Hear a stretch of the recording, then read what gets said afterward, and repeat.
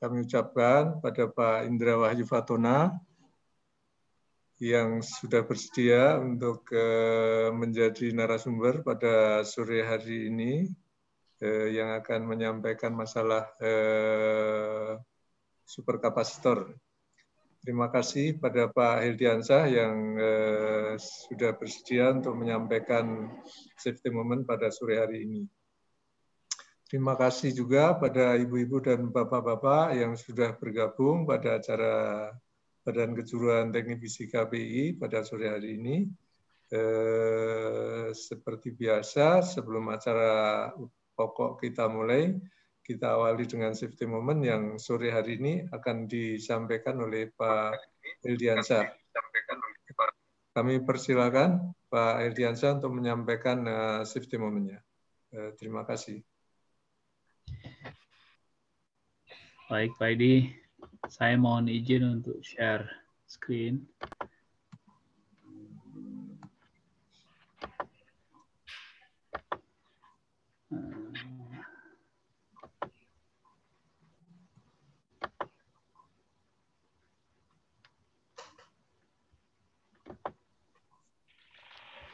Halo?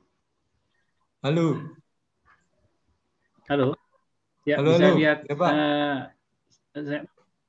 Belum muncul, saya, Pak. Belum muncul. Mbak, sebentar ya. Saya coba lagi. Oke.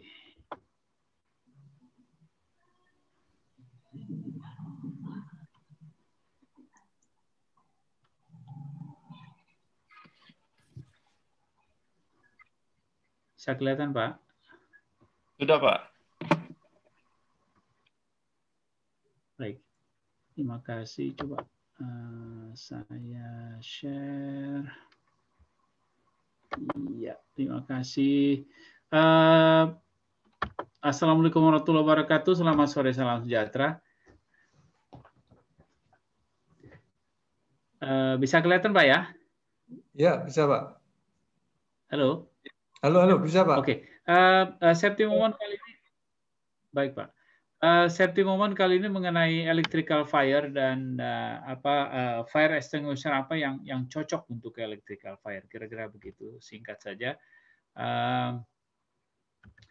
Yang saya lanjutkan. Ya. Jadi ada 6 tipe jenis kebakaran ya. Jadi berdasarkan sumbernya. Jadi kalau ingat segitiga api, kalau ada segitiga api ya. Jadi ada fuel, kemudian ada heat sebagai ignition point-nya, kemudian ada oksigen. Jadi tiga hal itu yang menyebabkan bisa terjadinya kebakaran. Nah, yang pertama itu jenis kebakaran yang bisa berasal dari, kalau fuel-nya itu berasal dari kayu, jadi atau kertas atau bahan-bahan pakaian ya. Kemudian itu disebutkan itu kelas A gitu ya. Kemudian kalau kelas B itu dia fuel-nya itu flammable liquid seperti petrol, petroleum oil ya. Kemudian kalau yang kelas C itu gas, jadi flammable gas, propan, butan, metan dan sebagainya. Kalau kelas D itu dia metal, aluminium, magnesium, titanium, swab dan sebagainya. Jadi metal pun bisa terbakar sebagai bahan bakarnya ya dengan temperatur tertentu. Nah, kemudian yang kelima itu electrical. Jadi electrical aparatus komputer, kemudian mobile phone dan sebagainya. Jadi electronic stuff itu bisa sebagai fuel penyebab kebakaran. Kemudian yang terakhir cooking oil dan fat. Jadi lemak itu juga bisa berubah menjadi bahan bakar kalau dia di temperatur tertentu. Nah, kemudian fire extinguisher apa yang cocok untuk masing-masing jenis kebakaran tersebut? Jadi ada beberapa. Yang pertama itu foam. Kemudian yang kedua water, air gitu ya. Kemudian yang ketiga ada chemical yang basah. Kemudian yang keempat ada CO2, carbon dioxide. Kemudian yang kelima dry powder ya, itu racun api biasanya kalau disebutkan ya. Kemudian yang selanjutnya adalah yang another folder lagi. Jadi L2 atau M28 folder. Jenis folder untuk kebakaran metal. Nah, kalau untuk electrical apa yang cocok? Jadi ada dua jenis fire extinguisher yang cocok untuk kebakaran listrik ataupun peralatan-peralatan listrik. Yang pertama itu adalah CO2. Kemudian yang kedua dry powder. Nah, kalau dry powder ini dia disebutkan dia multi-purpose gitu ya, multi-purpose fire extinguisher, disebutkan dia kelasnya itu kelas A dan B gitu ya, kelas A dan B biasanya. Nah, A, B dan C, sorry. Nah, tapi kelas dry chemical ini dia kotor sekali gitu. Jadi kalau dipakai di dalam ruangan itu sebenarnya kurang pas, kurang cocok karena sebenarnya dia tidak menghilangkan panas, tapi dia memutus rantai oksigen. Gitu. Jadi kalau ada kebakaran, kemudian pakai dry powder, oksigennya tertutup, kemudian api bisa mati. Tapi panasnya tetap ada. Nah, ketika dry powdernya hilang ataupun buyar gitu ya, kemudian panasnya masih ada gitu, nah dia api bisa hidup lagi. Kurang efektif untuk di dalam ruangan. Nah, yang paling baik sebenarnya itu carbon dioxide CO2 karena dia ada efek coolingnya di situ ya, jadi menghilangkan oksigen, dia ada efek coolingnya. Namun CO2 ini toksik ya, jadi artinya kalau dia dipakai di ruangan tertutup itu bisa mengurangi kadar oksigen di dalam ruangan sehingga bisa menyebabkan orang itu pingsan gitu ya. Nah, ada plus minusnya ya. Jadi penggunaannya pun tergantung dari jenis ruangan ataupun bahan-bahan material yang akan dipadamkan. Seperti misalkan di LCC room ataupun komputer room dan sebagainya itu lebih cocok sebenarnya menggunakan CO2 ya. Tapi kalau di ruangan terbuka itu ya lebih bagus untuk menggunakan dry powder kalau itu ada bahan-bahan ataupun peralatan elektrik seperti panel dan sebagainya. Nah, ini kira-kira saya sebutkan tadi dari fire classification dari A, kelas A dan B, kelas B dan E dan sebagainya itu apa yang bisa digunakan. Jadi saya sebutkan tadi kalau untuk yang electrical fire, jadi CO2 dan dry powder. Nah, ini kurang lebih saya punya safety moment kali ini. Mudah-mudahan bisa merefresh kita mengenai bagaimana menggunakan alat pemadam kebakaran. Dan setiap jenis pemadam kebakaran itu dia ada color code-nya gitu ya. Jadi kalau yang water red, kemudian foam cream, kemudian CO2 black, dry powder blue, kemudian wet chemical yellow. Jadi sesuai dengan kebutuhan. Ini sesuai dengan British Standard. Demikian Pak Edi. Bapak sekalian, safety moment saya hari ini. Terima kasih. Baik, terima kasih Pak Heldiansyah yang sudah menyampaikan safety moment-nya. Kita lanjutkan dengan acara pokok kita tentang superkapasitor yang akan disampaikan oleh Pak Indra Wahyudin Fatona. Kami persilakan Pak Indra. Baik, Prof. Oke, saya bisa share screen ya? Ya, silakan. Oke, Pak. Oke, share screen ini dipilih. Kebanyakan. Sebentar. Mohon maaf ini banyak terbuka. Jadi dicari dulu, Pak. Sebentar. Entire. Mana ya? Ini review, coba share.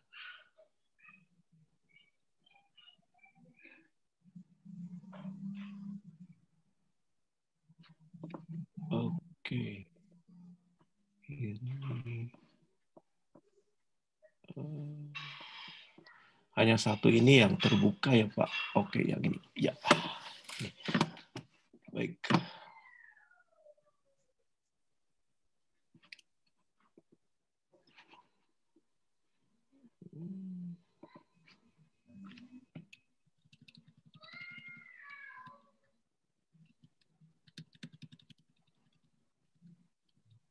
Baik. Ya, bismillahirrahmanirrahim. Assalamualaikum warahmatullahi wabarakatuh. Salam sejahtera. Salam sejahtera, selamat sore semuanya kawan-kawan. Terima kasih saya ucapkan kepada Profesor Edi dan beserta jajarannya, juga teman-teman di bawah naungan organisasi profesional PII. Suatu kehormatan diundang untuk berbagi di sini, Pak. Jadi saya masih cenderung masih pemain baru lah gitu di dalam superkapasitor ini, di mana mulai penelitiannya itu sekitar tahun 2016 ya. Dan sekarang home base saya di Telkom University di KK instrumentasi dan rekayasa instrumentasi dan energi, lebih tepatnya seperti itu, di bawah FTE, lalu prodinya adalah prodi teknik fisika di Telkom University. Nah, kebetulan kemarin beberapa bulan yang lalu saya diamanahi menjadi ketua KK yang baru, di mana sebelumnya Pak Dudi Darmawan juga alumni doktor dari Fisika ITB dan Teknik Fisika ITB ya. Beliau menjabat kakak di rekayasa instrumentasi dan energi. Nah, mohon maaf juga karena hari ini saya telat beberapa menit. Jadi selama pandemi ini saya antar jemput istri, Pak, ke RSHS. Ya kami khawatir lah kalau naik angkutan umum gitu. Jadi saya antar jemput. Jatinangor RSHS lumayan gitu. Jadi oke, terima kasih atas toleransi waktunya. Baik, tanpa berpanjang-panjang lagi, saya akan masuk dengan pengenalan kakak saya. Mohon izin kepada rekan-rekan semuanya di sini. Jadi kami berada di kelompok keahlian instrumentasi dan energi, rekayasa instrumentasi dan energi. Fakultasnya Fakultas Teknik Elektro. Adapun profilnya seperti ini SDM-nya yang kami miliki. Kira-kira di sini ada 3 lab besar ya, ada 3 lab besar, instrumentasi, energi, dan material dan modeling. Sebetulnya di sini ada tambahan material dan modeling. Ini kami berjumlah sekitar 23 orang, ya, 23 orang, di mana 3 orang sedang studi lanjut. Pak Reza Fauzi, ya, Reza Fauzi ini di Teknik Fisika ITB sekarang S3. Lalu Pak Saladin ini juga alumni Teknik Fisika ITB, sekarang sedang di Estonia. Lalu satu lagi yang sedang studi itu adalah Pak Tri Ayoda Jiwiguna yang ini, Tri Ayoda. Beliau sekarang sedang di Korea S3. Nah, ini saya termasuk Maaf, ke dalam Pak, slide-nya ini berbeda, yang ditampilkan bukan materinya sepertinya ini. Iya, betul Pak. Oh, betul. Ya, Oke. materi berarti Pak ya. Materinya sebenarnya Pak mungkin di deskripsi tadi yang dikirimkan di WA. Oke. 10 slide. Ya. Mohon izinnya bisa dilanjut, Prof? Oh ya, silakan. Ya ini SDM kami, lalu di sini lab besar yang tadi kami sebutkan, ada kontrol dan energi sistem, ada material modeling dan instrumentasi sistem. Jadi secara sekilas di sini juga dibagi menjadi beberapa riset group ya, beberapa riset group. Setiap riset group kami kira-kira sekitar 3 orang dalam satu riset group. Nah ini juga SDM kami menurut pendidikan dan jabatan fungsional. Nah, riset roadmap kami itu di instrumentasi itu secara singkat, mungkin ini terlalu banyak tulisan, jadi kita ada riset group sensing dan measuring, terus identifikasi dan testing, lalu ada environmental monitoring. Ya. Nah, untuk riset group selanjutnya di energi, itu ada energi dan kontrol. Sebetulnya di sini ada renewable energy, ada energy monitoring, testing, kontrol, dan optimization. Lalu ada energi assessment, management, dan building. Ya. Jadi di situ ada fisika bangunannya juga. Dulu kami pernah memiliki sumber daya di bagian fisika bangunan. Lalu di sini ada material dan computational. Jadi di sini material dan modeling ya. Di material dan modeling ini sini ada beberapa kegiatan, misalnya sintesis, lalu rekayasa material, terus material functionalization, dan juga ada modelingnya. Jadi ini lebih beririsan dengan disiplin ilmu lainnya itu lebih banyak, terutama dengan kimia dan material. Nah, ini beberapa target roadmap kami, dan ini kolaborasi kami bersama beberapa institusi luar ya. Juga ada beberapa universitas. Baik. Nah, ini beberapa produk yang sudah kami ajukan berupa paten dan produk paten sederhana. Ya, ini mulai masuk ke materi. Jadi superkapasitor saat ini ya, di kelompok kami ada beberapa dosen yang mengembangkan atau fokus pada riset ini ya. Saya termasuk di dalamnya, lalu ada Dr. Abrar, Dr. Asep Sohendi, dan Dr. Memoria Rossi. Jadi baik, di sini ada komersial superkapasitor ya. Jadi saya dapat di sini dari website, dari web Zoxcell, superkapasitornya itu memiliki kapasitansi yang besar sekali ya. Ini jelas terdiri dari beberapa elektroda. Nah, pada saat ini saya ingin berbagi, share knowledge tentang elektrodanya itu sendiri, pengembangannya bagaimana. Jadi device ini adalah merupakan perjalanan terakhir dari pengembangan elektroda-elektroda yang ada. Mulai dari sintesis materialnya, karakterisasinya, sampai ke kritikan-kritikan dalam riset tentang elektroda superkapasitor.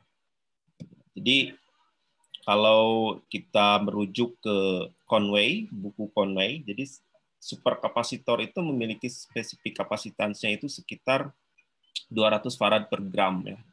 Lebih dari 200 farad per gram itu bisa dikategorikan sebagai superkapasitor.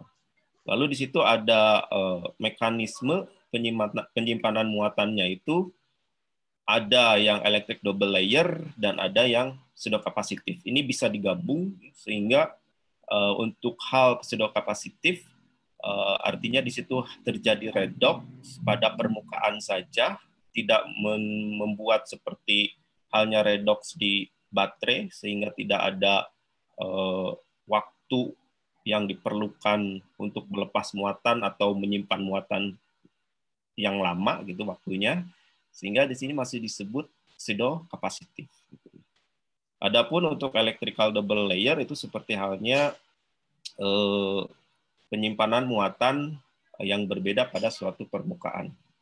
Plus minus pada suatu permukaan ada medan listrik, di situ bisa disimpan muatannya. Adapun fitur ya, fitur dari kapasitor yang dibandingkan dengan baterai itu yang paling mencolok itu adalah pada bagian cycle-nya. Jadi charge discharge cycle-nya itu bisa sampai 1 juta kali untuk superkapasitor ya. Ini Zoxcell mengklaim seperti itu. Sedangkan chemical batteries dia 3 sampai 5 tahun maksimum dengan jumlah cycle charge discharge-nya itu sekitar 10.000. Dan banyak perbandingan lainnya lagi, terutama yang paling menonjol juga dalam isu lingkungan ya. Dalam isu lingkungan di sini sebetulnya baterai itu masih banyak yang menggunakan beberapa bahan yang tidak ramah terhadap lingkungan. Nah, selanjutnya ini aplikasi dari superkapasitor. Jadi sifat superkapasitor itu sendiri dia bisa melepaskan energi dalam jumlah yang banyak dalam satu waktu yang singkat. Sehingga dengan demikian kelebihannya itu dia bisa dipakai untuk braking system, untuk pengereman. Jadi pengereman itu backup tenaganya dari superkapasitor. Dia memerlukan energi yang tinggi untuk waktu yang relatif singkat. Baterai tidak bisa melakukan hal ini karena mekanisme charge discharge-nya itu melalui kinetik reaksi redox. Kalau superkapasitor dia bisa melakukan pelepasan energi secara besar dalam satu waktu karena dia hanya nempel di permukaan. Hanya nempel di permukaan, jadi charge discharge-nya relatif lebih bisa cepat. Lalu yang lainnya juga provide energi data center, ini seperti halnya backup energi, tapi hanya beberapa jam saja. Nanti ada beberapa demonstrasi di mana kapasitor yang disebut elektroda superkapasitor bisa mencharge LED, ya, menyalakan LED sampai 1 jam. Sini juga untuk sedan. Mohon maaf Pak Indra. Ya. Ini apa yang ditampilkan bukan ini apa? Bukan materinya. Berarti belum ini ya Pak? Belum. Oh, kenapa ya kira-kira?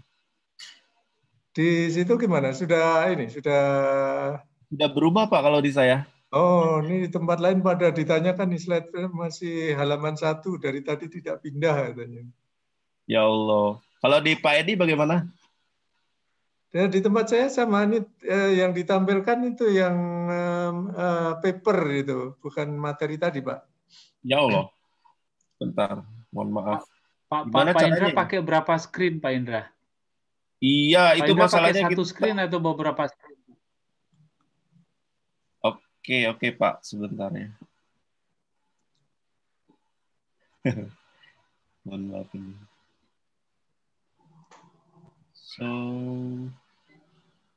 Soal window mungkin ya? Iya benar, soal window. Iya, mohon maaf. Ini mana ya tadi? Yang ini. Ini bagaimana Pak sekarang? Tempat saya belum berubah itu. Masih Pak, belum berubah.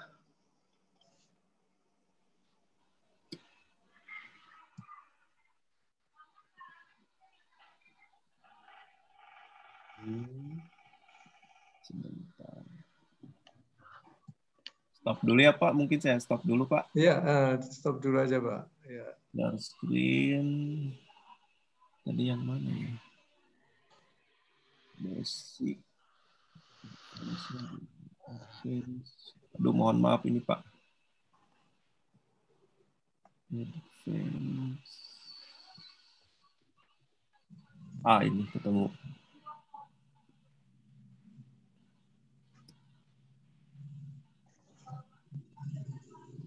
Sekarang bagaimana Pak? Oke nih, oke. Masih belum materinya ini Pak. Sudah nampil tapi bukan materinya ini. Yang mana Pak sekarang? Ini yang ada maxwell.com ya ini ya. Oh iya, itu memang materinya Pak.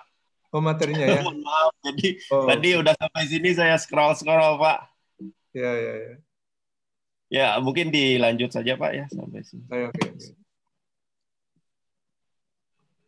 Ya, jadi ini ke belakang ya sedikit.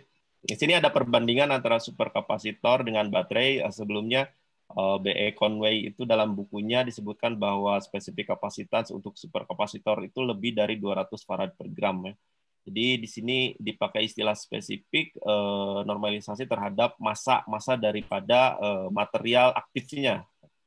Nah, lalu charge storage mekanismenya ada electric double layer seperti biasa, ada 2 buah layer positif, negatif. Lalu nanti dia bisa menyimpan muatan energi di situ. Lalu ada pseudo kapasitif, yaitu dia bersifat reversible redox. Jadi di permukaan elektrod itu ada perpindahan elektron seperti itu. Nah, jadi yang menambah besarnya kapasitansi itu selain electric double layer adanya pseudo kapasitif ini dari bahan aktifnya. Jadi di sini bisa dilihat perbandingannya baterai life dengan perbandingan ya baterai dengan superkapasitor itu life-nya itu sekitar 1 juta cycle untuk superkapasitor dan baterai itu sekitar 200 sampai 10.000 cycle ya charge discharge itu biasanya. Oke, di sini efisiensi dan lain sebagainya. Cuman kelemahan superkapasitor sekarang itu adalah kerapatan energinya yang masih rendah dibandingkan dengan baterai. Memang naturalnya seperti itu karena pada proses charge mekanismenya, storage-nya itu dia hanya di permukaan saja. Ya, jadi dia tidak bisa interkalasi ke dalam atau menyusup dalam sekali ke bagian materialnya sehingga bisa menyimpan energi seperti halnya baterai. Jadi dinamakan tetap superkapasitor, namun keuntungannya ketika dia memiliki kecepatan dalam charge discharge, terutama dalam discharge, dia bisa digunakan untuk beberapa hal di sini. Misalnya dia digunakan untuk braking system, di mana memerlukan energi yang sangat besar pada satu waktu tertentu dilepaskan. Nah, hal ini tidak bisa supply oleh baterai. Jadi harus ada backing, yaitu seperti superkapasitor sifatnya ya. Makanya superkapasitor itu disebut power density-nya itu bisa disebut lebih rapat daripada baterai. Nah, yang lainnya di sini untuk backup power. Jadi sebetulnya dia tidak bisa stand alone karena dia hanya berfungsi sebagai backup saja. Hanya beberapa menit gitu untuk membackup, misalnya adanya kegagalan di baterai atau adanya fluktuasi baterai dan lain sebagainya, itu di backup oleh kapasitor. Dan di sini juga pada mobil bisa braking system ya, di braking system seperti halnya pada mobil yang berat-berat, bus listrik misalnya.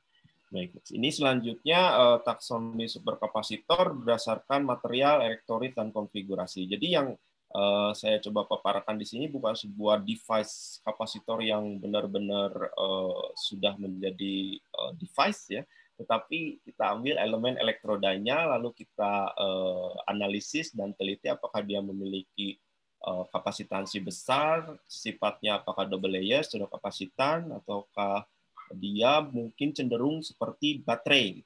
Jadi kita ambil satu elektrodanya, selnya, lalu kita lihat. Nah, di sini dibagi-bagi dalam taksonomi material, elektrolit, dan konfigurasi. Dari elektrolit ini jelas akan mempengaruhi tegangan kerja, karena kalau kita memilih ionic liquid itu hanya di bawah 1 volt saja.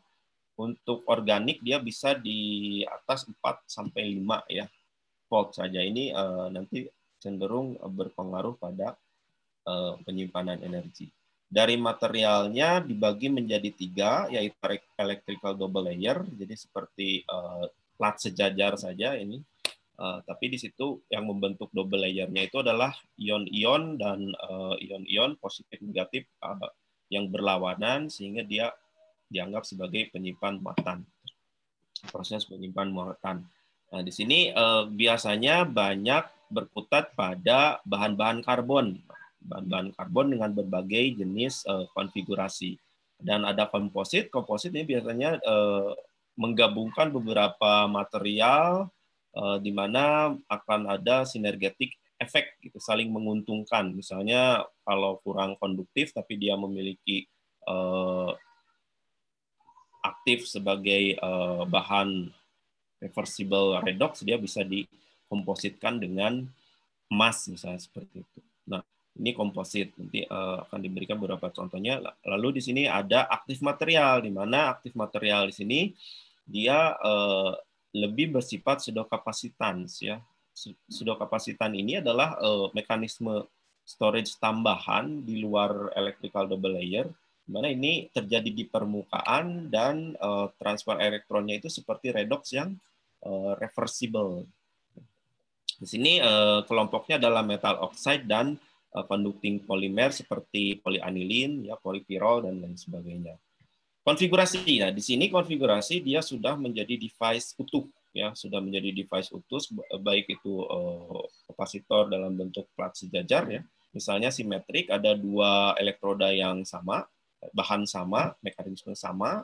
Asimetrik itu bahan yang berbeda, tetapi mekanismenya dia juga sama, ya, asimetrik, misalnya karbon dengan mangan, misalnya, atau dengan nikel, kobalt dan lain sebagainya. Yang hybrid ini dia 2 mekanisme yang berbeda dengan 2 bahan elektro yang berbeda juga. Di sini bisa masuk ke pseudocapacitive type atau baterai type. Nah, di sini mungkin ini istilah baru ya, super batteries. Jadi mungkin gabungan dari sifat superkapasitor dan sifat baterai. Gitu. Jadi, kalau dilihat dari secara fundamentalnya, baterai dan kapasitor kapasitor itu berbeda pada proses pelepasan energinya. Kalau kapasitor itu bisa melepas energi banyak dalam satu waktu, tapi dia tidak tahan lama. Kalau baterai, dia tidak bisa melepas energi yang banyak dalam satu waktu, tetapi dia bisa tahan lama. Seperti itu, karena di situ ada mekanisme penyimpanan muatan yang berbeda. Nah, ini dijelaskan dalam gambar berikutnya. Jadi, kalau di sini ada gambar A, B, C, D, lalu di situ ada kurva E, F, G, H ya. Jadi pada gambar A, B itu proses penyimpanan muatan secara electrical double layer. Jadi di sini ada dua layer. Layer yang pertama itu udah yang diberi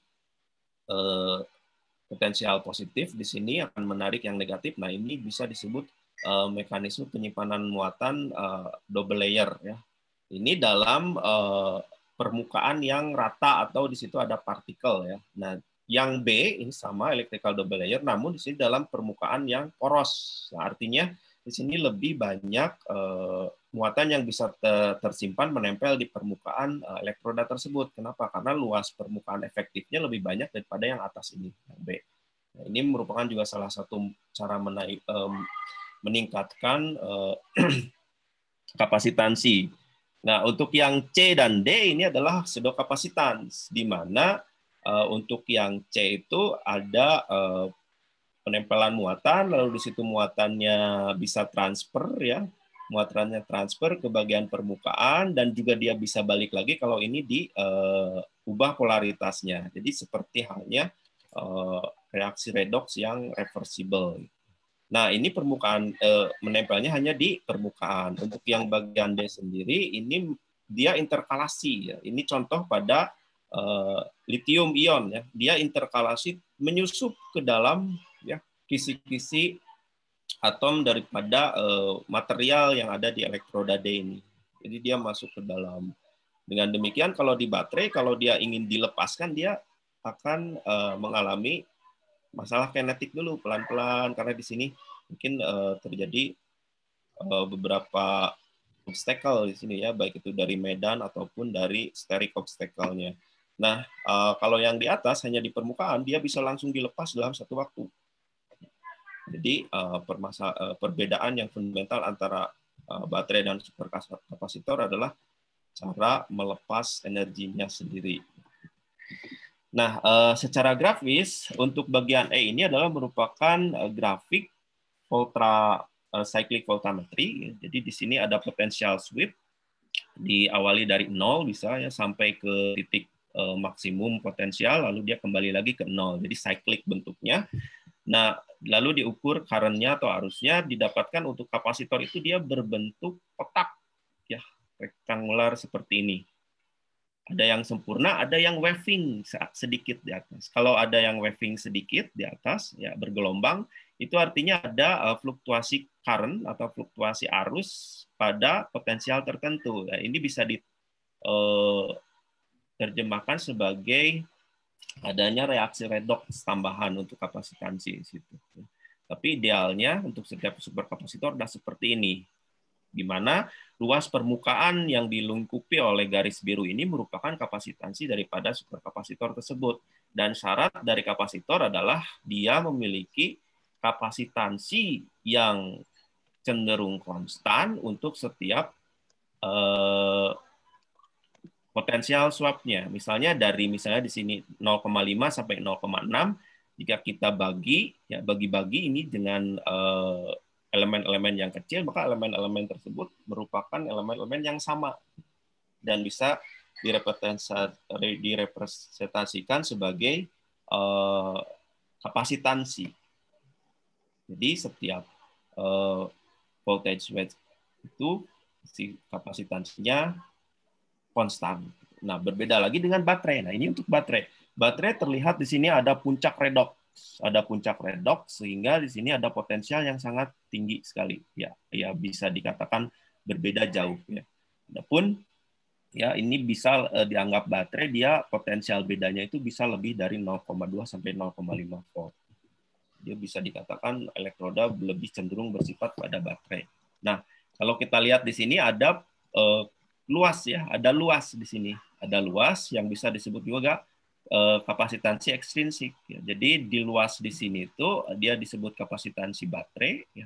Namun dia tidak nilainya tidak sama di setiap potensial swab, ya. Berbeda-beda. Misalnya di sini dia lebih besar luasnya, di bagian ini dia luasnya lebih kecil, ya, dan lain sebagainya. Lalu di sini ada kurva charge discharge. Ya, kalau ini lebih tepatnya discharge, ya. Jadi di sini dibedakan antara yang nanomaterial dengan yang bulk. Yang untuk bulk, untuk kapasitor, dia akan bersifat linear pada nano ataupun bulk. Ya. Bulk itu dalam bentuk jumlah banyak seperti itu, ya. Nah, untuk lithium di sini, ketika dia bulk, dia benar-benar seperti baterai. Dia benar-benar seperti baterai. Artinya dia tidak linear seperti kapasitor ini.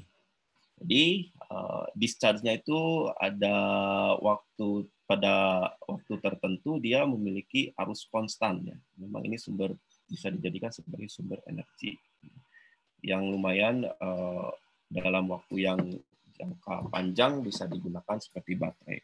Nah, ketika kita downscale menjadi 6 nanometer, partikelnya dia memiliki karakteristik seperti kapasitor. Discharge-nya itu adalah linear. Tetapi kembali lagi ke kurva ini, dia memiliki beda potensial yang tinggi. Beda potensial yang tinggi ini, maka tetap saja walaupun dalam skala nano dia bersifat linear, discharge-nya tetap saja dia dikategorikan sebagai kapasitor, baterai. Ini sedikit penjelasan perbedaan ada superkapasitor dengan baterai. Jadi, nah, kita masuk ke dalam tantangan dalam pengembangan elektrodanya ini untuk superkapasitor. Jadi dia meningkatkan kerapatan energi dan kerapatan daya pada superkapasitor. Pada saat ini superkapasitor yang komersial kerapatan dayanya itu 10 watt hour kilogram, ya, per kilogram. Untuk baterai ini bisa 18 kalinya. Jadi sangat jauh sekali ini kerapatan energinya, ya, kerapatan energinya. Sangat jauh sekali untuk hal kerapatan energi. Untuk kerapatan daya dia terbalik. Jadi superkapasitor yang lebih tinggi sedangkan baterai yang lebih rendah, ya, sehingga superkapasitor bisa melepaskan energi dalam satu waktu yang singkat. Nah, di sini tantangan yang lainnya adalah pemilihan bahan yang tidak beracun lalu low cost proses, ya. Di sini saya lanjut ke strategi dalam mendesain elektroda, ya. Jadi ada strateginya. Jadi pertama itu yang saya rangkum adalah luas permukaan. Semakin luas, semakin banyak muatan yang tersimpan.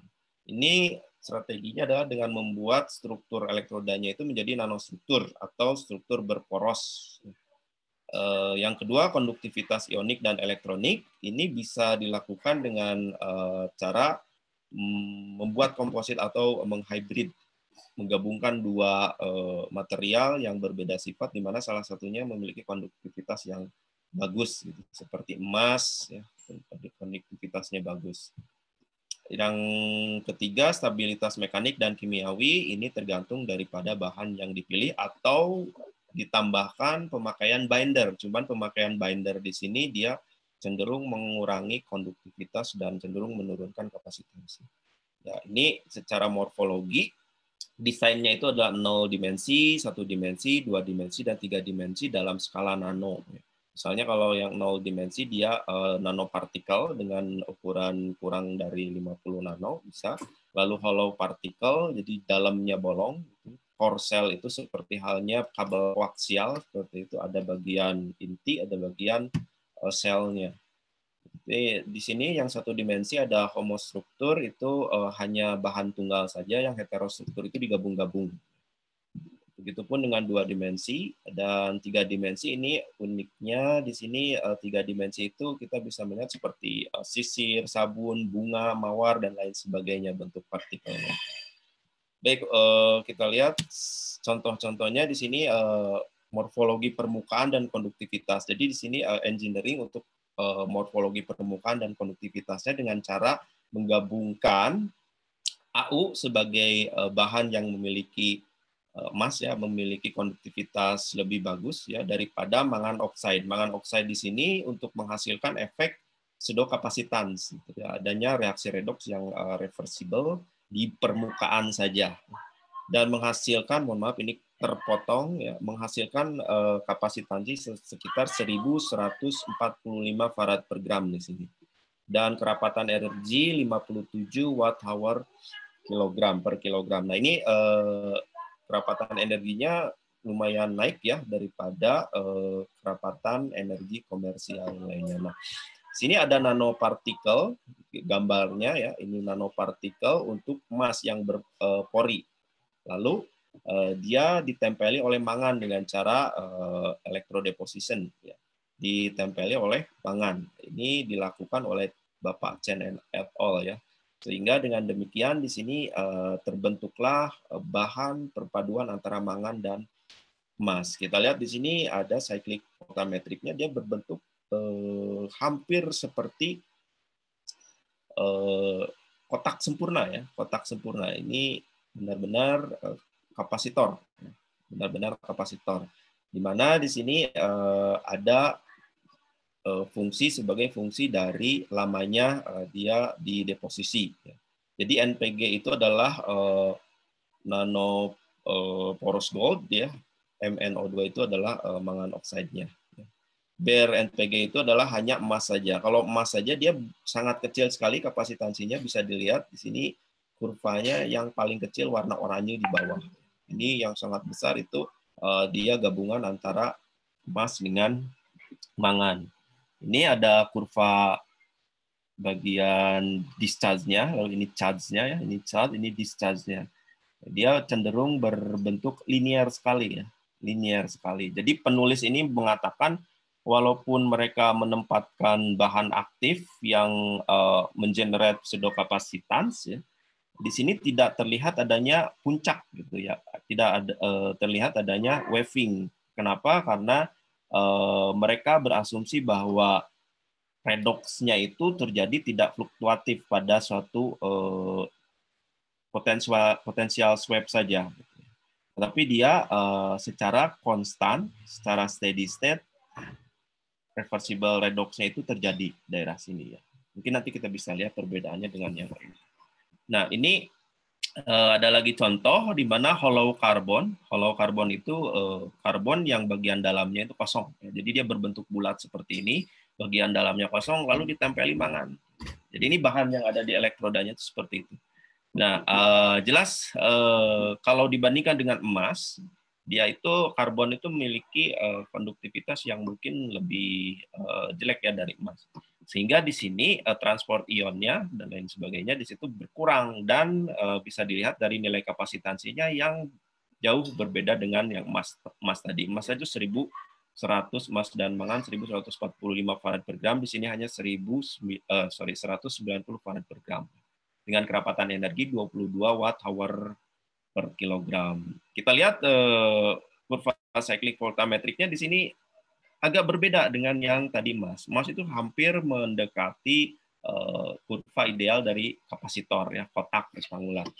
Di sini ada bagian yang menjulang tinggi. Nah, bagian ini bisa menandakan bahwa material tersebut memang memiliki resistansi yang lebih besar. Di sini polarisasi ya, polarization resistance yang lebih besar, sehingga dia menjulang tinggi seperti ini. Tapi di sini kita bisa lihat ada waving dikit ya, ada waving sedikit walaupun tidak terlihat begitu banyak. Di sini ada waving sedikit yang mengindikasikan adanya proses reversible redox di situ ya. Nah, pada chart discharge pun sama, di sini tiba-tiba langsung drop, lalu dia linear ya. Di sini drop ini dikarenakan adanya resistansi. Nah, ini pembuatannya itu, sintesisnya itu dia menggunakan template silika ya. Jadi ada silika padat kecil berukuran nano, terus dia di vapor deposition, chemical vapor deposition, atom karbon ditempelkan di silika itu sehingga dia menyelubungi silikanya. Setelah itu dia dilarutkan ke pelarut hidropuran kalau tidak salah, sehingga silikanya larut, karbonnya tinggal. Karbonnya menjadi hollow seperti ini. Lalu untuk menempelkan mangannya, dia dicelupkan ke larutan garam mangan ya, KMNO4 kalau tidak salah, larutan mangan seperti itu sebagai prekursor. Dia menempel membentuk seperti serabut-serabut di permukaan karbon. Ya. Jadi ini dengan menggunakan SEM mikroskop elektron dengan perbesaran beberapa ribu kali sehingga di sini skalanya 100 nanometer. Dapatlah gambar seperti ini. Lalu kita lihat ke bagian dalamnya dengan transmission elektron di mana elektronnya itu bisa bertransmisi sehingga bagian dalam dari partikel ini bisa terlihat kalau hollow bagaimana, kalau padat bagaimana. Nah, ini terlihat ini tanda-tanda dari bagian dalam yang kosong dan ini bagian dinding yang terisi ya oleh karbon tersebut. Seperti itu cara sintesisnya. Di sini jelas turun jika dibandingkan dengan emas yang memiliki konduktivitas yang lebih tinggi. Nah, di sini ada yang menarik di contoh selanjutnya. Ini bahannya masih mangan ya, bahannya masih mangan. Ini polimer, PANI ya, polimer konduktif polimer. Jadi dia dibuat polimerisasi dengan cara menempelkannya di sebuah substrat. Terbentuklah ini seperti wire. Wire itu nanowire ya, seperti kawat-kawat ya, seperti kawat-kawat di sini. Nah, ini cukup tinggi. Jelas karena PANI di sini memiliki konduktivitas yang tinggi, yaitu sehingga kapasitansinya itu sekitar 1142 farad per gram ya. Nah, yang menarik di sini adalah kurva CV-nya. Ini kurva CV menunjukkan banyak peak ya, menunjukkan banyak peak dan tidak seperti atau jauh dari bentuk kapasitor ideal ya, yang kotak tadi kita lihat pertama di awal ya. Di sini peak di sini tuh terjadi karena redox state dari PANI itu bisa banyak sekali. Ya. Redox state dari PANI itu bisa banyak sekali pada beberapa potensial swap di sini ya. Dengan demikian dia bergelombang seperti ini. Nah, charge discharge-nya pun sama, dia bergelombang atau cenderung tidak linier sehingga ini agak menjauh sedikit dari sifat kapasitor. Ya. Selanjutnya di sini ada morfologi nanotubular dengan tabular dengan nanowire ya. Jadi ini membandingkan nanowire yang padat dengan tabular. Jadi yang tabular ini jelas permukaannya lebih luas daripada yang padat ini. Kalau yang padat hanya di bagian luar lalu bagian atas penutupnya ini, ke dalamnya padat. Jadi menempel di sana saja, belum lagi ini apa namanya kepadatan ya, kepadatan atau berkerumun seperti ini, si elektrolit tidak bisa mengakses bagian dalam. Jadi yang terakses itu hanya bagian luarnya saja. Ini juga menyebabkan kecilnya kapasitansi. Ya. Berbeda lagi untuk yang bahan bahan yang nanotabular ya, dia bisa masuk penetrasi ke dalam tabung-tabung ini. Nah, ini perbandingannya, jadi bisa dilihat juga ini hampir mendekati si bentuk dari kapasitor ya untuk nanotube array. Sedangkan untuk yang wire dia cenderung seperti bola apa ya? Sepak bola Amerika bentuknya seperti ini ya. Dan ini kapasitansinya jelas lebih kecil daripada kapasitansi yang di atas ya. Jadi mungkin sebabnya adalah analisisnya karena dia akses untuk elektrolitnya terhalang ya untuk yang padat ini. Sini terlihat ada beberapa waving. Kita lihat bahwa spesifik kapasitansinya bisa sampai 320 farad per gram ya, dan 110 farad per gram untuk yang wire. Nah ini ada demonstrasinya. Jadi si penulis ini dia sekalian membuat device-nya dalam bentuk panda ini ya, kreatif ini dalam bentuk panda. Dia membuat sebuah nanosheet. Nanosheet itu seperti lembaran-lembaran dengan ketebalan di sini 2 nanometer. Ketebalannya di sini mereka mengklaim hasil pengukuran adalah 2 nanometer. Sedangkan lebar itu sekitar 50 nanometer. Ini bahannya mangan ya, tetap mangan bahannya. dan dia menjadi lebih tinggi, yaitu 771 farad per gram, dan didemonstrasikan untuk membuat sebuah kapasitor. Nah, bisa terlihat jelas di sini hampir mendekati bentuk yang ideal dari sebuah kurva kapasitor. Ini juga linear untuk charge-nya. Ini selanjutnya ini yang lebih menarik lagi. Di sini mulai muncul pertentangan. Ada sebuah kelompok yang mengklaim bahwa ini sifat kapasitor. Lalu kelompok lain membalasnya melalui jurnal juga. Di situ mereka menyebutkan bahwa seperti ini cenderung merupakan sifat baterai. Di sini bahannya adalah nikel, ya. Lalu di bawah adalah ruthenium. Ya, ini bahan ruthenium ini adalah bahan yang terkenal pertama kali untuk superkapasitor. Cuman karena dia bahannya sulit didapat dan juga mahal, mulai ditinggalkan. Nah, bentuknya seperti ini untuk nikel, dan kita bisa lihat bahwa di sini ada puncak redox, ya. Di sini ada puncak redox, dan kapasitansinya untuk setiap potensial swap itu tidak konstan. Ini fluktuasi kapasitansinya itu. Sehingga di sini penulis menyebutkan bahwa ini memang tidak cenderung mendekati sifat kapasitor. Namun mereka mengklaim ini sifat kapasitor. Setelah digabungkan dengan ruthenium. Nah, ini ruthenium sendiri dia ada waving beberapa, ini mengindikasikan adanya redox pada permukaan. Redox yang reversible pada permukaan. Nah, di sini kapasitansinya kelihatan ini. Jelas di sini lebih besar daripada yang nikel, ya, dibandingkan dengan yang ruthenium. Kenapa? Karena pada bagian ini dihitung sebagai kapasitas yang tinggi, ya, pada bagian puncak ini. Pada bagian puncak ini tuh dihitung sebagai kapasitansi yang tinggi. Tetapi menurut aturan ini tidak konstan setiap potensial swap. Maka ini bukan superkapasitor sebetulnya. Ini struktur yang lainnya, dia seperti sarang lebah. Cara sintesisnya dia menggunakan template polistiren. Polistiren ini pernah dipresentasikan di BKTF ini oleh Pak Asep Suhendi, kalau tidak salah beberapa minggu yang lalu. Kami satu lab sebetulnya S3 di Hiroshima. Beliau salah satu yang mengembangkan juga PSL, ya, polistiren. Jadi PSL ini dijadikan template sama seperti halnya tadi yang karbon. Tapi sekarang yang menempelnya itu udah mangan.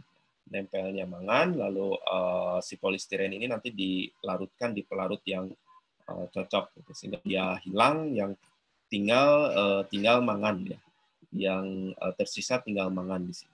Ini diperbesar di bulatannya, pada bagian-bagian inilah bagian mangan. Ini disebut core cell itu karena ternyata setelah diukur pada bagian dalamnya itu, lebih dalamnya itu dia mangan layer. Bagian atasnya itu mangan oxide, ya. Mangan layer dan mangan oxide, ya. Dia di sini menghasilkan kapasitansi yang cukup besar, 1.200 farad per gram.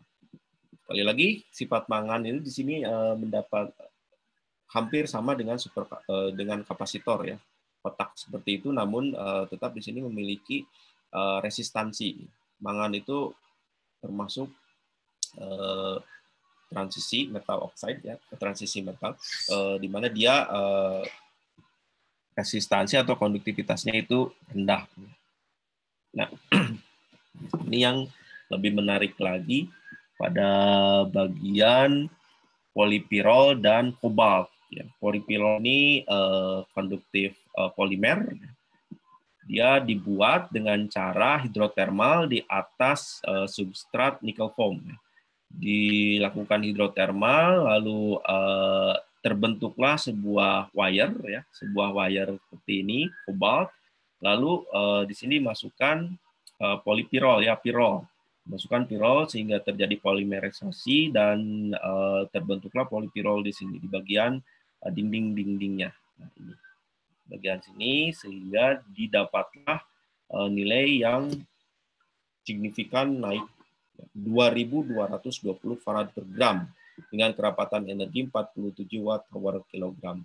Namun secara grafik dia memiliki kobalt ya, ini disumbang dari kobalt, dia memiliki karakteristik seperti baterai. Karakteristik seperti baterai. Di sini. Nah, si penulis sangat jeli sekali dan sangat cerdas. Jadi dia membuat kapasitor device. Ini lanjutannya.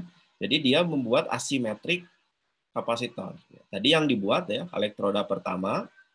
Ini kobalt dengan polipilol. Di sini di atas Ni foam. Lalu di situ ada elektrolit. Di situ ada penyekat berupa cellulose paper. Nah, elektrod yang satunya lagi dia berupa activated carbon. Ya. Ini hampir mendekati.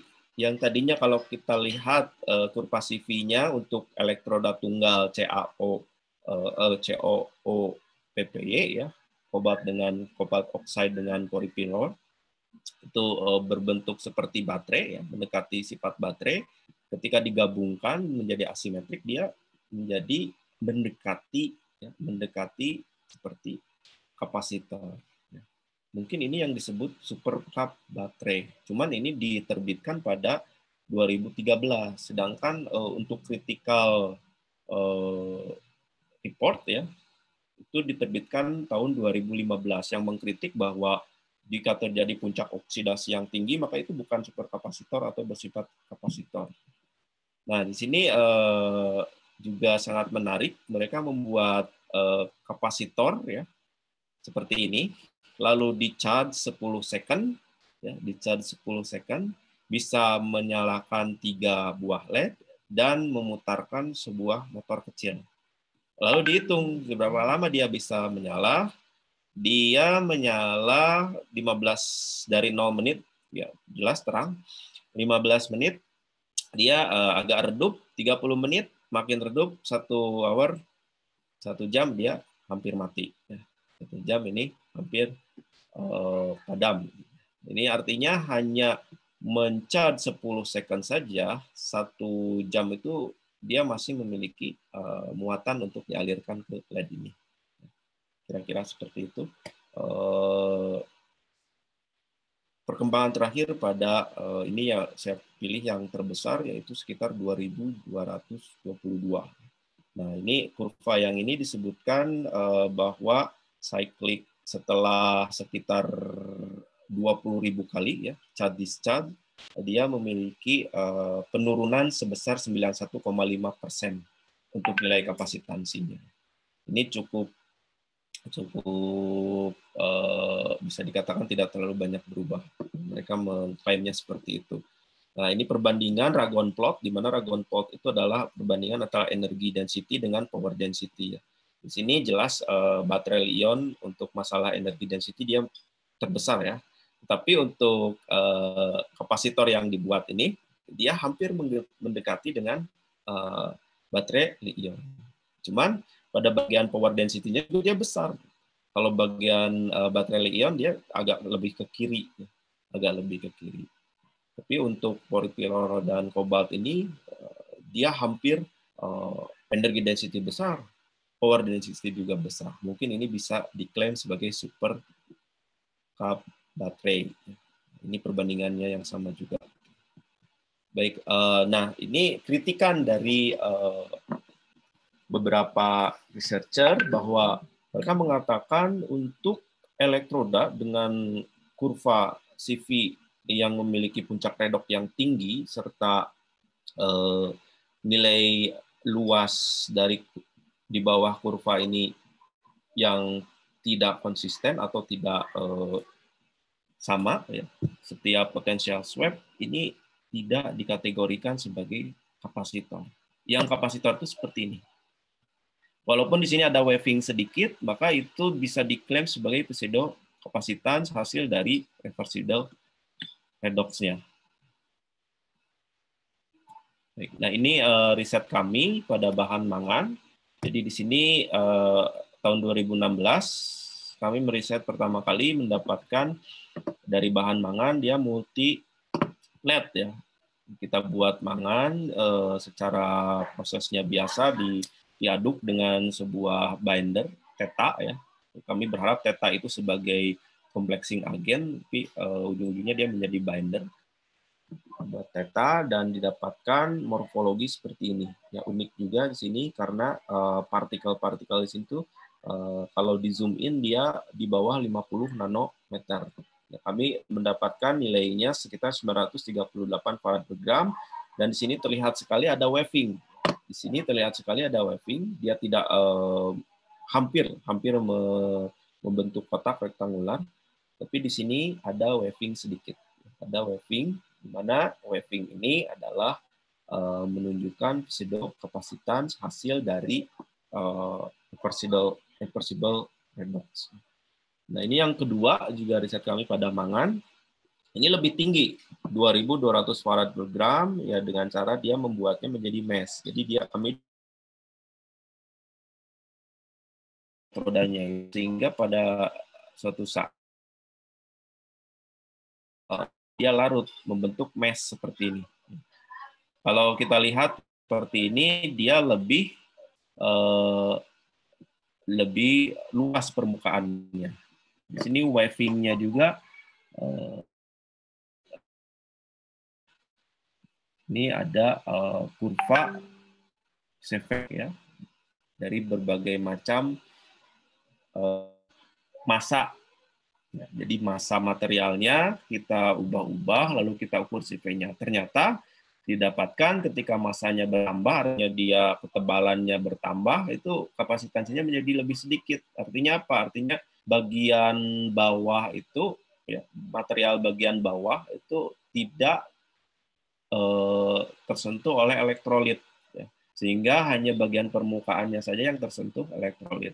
Jadi problem lainnya dalam riset superkapasitor ini elektrodanya itu akses untuk elektrolit ke dalam seluruh material itu perlu diefektifkan lebih tinggi lagi.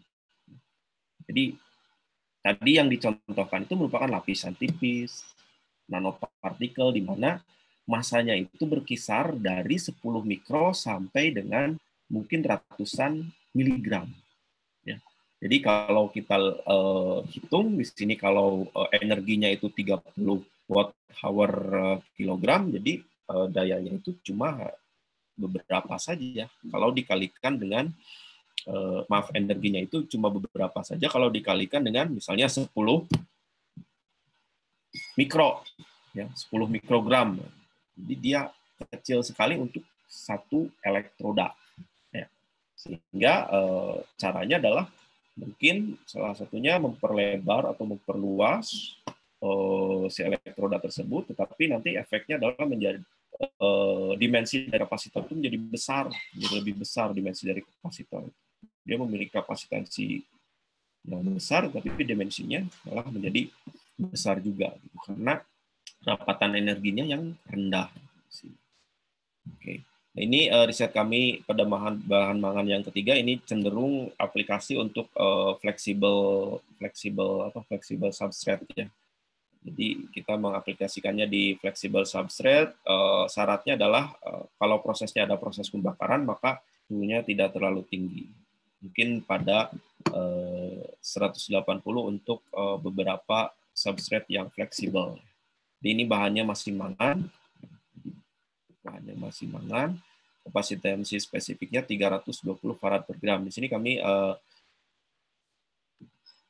menganalisis kenapa turun, kemungkinan di sini pembakarannya kurang tinggi suhunya. Lalu di sini terdapat bagian-bagian yang padat sehingga seluruh elektrolit tidak bisa mengakses seluruh material. Seperti itu. Jadi tantangan masa depannya itu pembuatan elektroda masih menggunakan bahan yang high cost ya.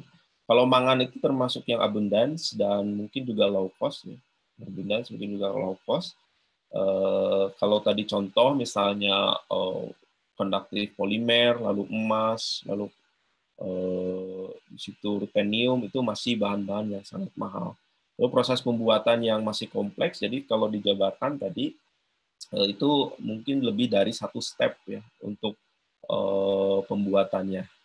Kerapatan energinya berkisar 1 sampai 60 watt hour kilogram. Ya, jadi ini kalau kita lihat ke massa dari material aktif itu, dia sangat kecil sekali ya energinya itu. Kalau kita ambil saja dia 1 miligram, misalnya 1 miligram, maka di sini kurang dari sekitar orde miliwatt ya, dalam 1 elektroda itu. Maka mungkin para produsen itu mengakalinya, saya juga kurang paham ya, dengan cara menggabungkan beberapa elektroda tersebut. Baik, sekian dari saya, mungkin sharingnya seperti itu. Terima kasih Pak Edi dan teman-teman. Assalamualaikum warahmatullahi wabarakatuh. Waalaikumsalam warahmatullahi wabarakatuh. Terima kasih Pak Indra atas presentasinya. Kita lanjutkan dengan diskusi. Ini yang di chat ini ada pertanyaan dari Pak Benyamin Wijaya. Izin bertanya Pak. 1. Apakah ada manufacturer superkapasitor di Indonesia? 2. Perbandingan dimensi dan berat superkapasitor dengan baterai dengan kapasitas AH yang sama. Ya, langsung jawab ya Pak. Ya, silakan. Kalau yang pertama itu saya kurang tahu ya Pak, apakah ada yang memproduksi. Tapi kalau baterai itu sudah ada Pak. Pak Agus Purwanto itu ITS itu UNS Pak Agus Purwanto itu di baterai. Beliau juga satu alumni dengan kami. Dia bergerak di memproduksi baterai, itu udah mulai Pak untuk baterai. Kalau untuk kapasitor saya kurang tahu ya Pak untuk itunya. Mohon maaf ini. Lalu perbandingan tadi dimensi dengan massa ya Pak? Ya. Ya kalau baterai karena saya tidak meneliti baterai, jadi agak kurang paham ya. Tapi kalau superkapasitor dilihat dari beberapa penelitian, perbandingan dimensi dengan massanya itu bisa jadi dia dimensinya besar, hanya sangat kecil sekali. Jadi tadi yang contohkan itu lapisan tipis, terus nanopartikel, itu satu elektroda aktifnya itu mungkin masanya itu hanya paling banter itu 1 gram itu sudah besar sekali Pak. Karena tadi ada efek ketika kita tambah masanya, justru kapasitasnya itu jadi menurun karena aksesibilitas elektrolit ke dalam materialnya itu menjadi terhambat gitu, akibat bertambahnya massa. Nah, adapun kalau misalnya dibuat poros, semakin kalau poros juga massanya juga walaupun dia tebal ya, massanya juga bisa jadi kecil karena banyak kosongan di dalamnya. Jadi itu salah satu masalahnya itu kenapa kerapatannya energinya rendah itu karena kita membuat elektrodanya itu sehingga dia memiliki kapasitas yang besar itu, dia ordernya di sekitar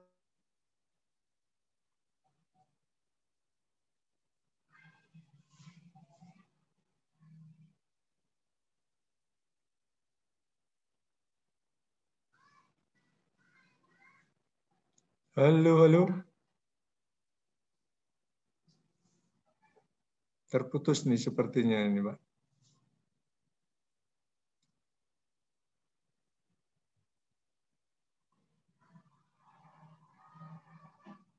Halo. Pak Indra, terputus, Pak.